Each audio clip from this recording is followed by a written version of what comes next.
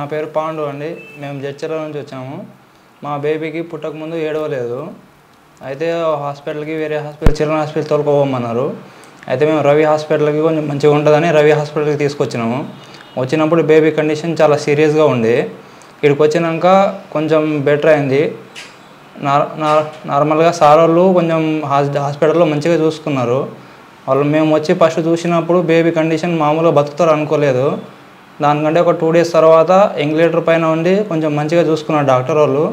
ఆ తర్వాత 2 days తర్వాత నుంచి మంచిగా క్యూర్ అయింది.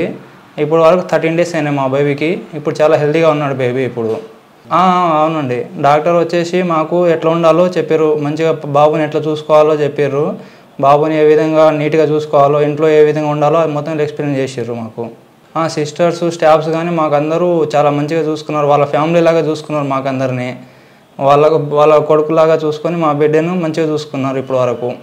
డాక్టర్కి అందరికీ థ్యాంక్స్ అండి. ఎందుకంటే డాక్టర్ వాళ్ళు లేకుంటే మా బేబీ ఇప్పుడు వరకు మా చేతిలో ఉండేది కాదేమో అనుకుంటున్నాము. అంతే.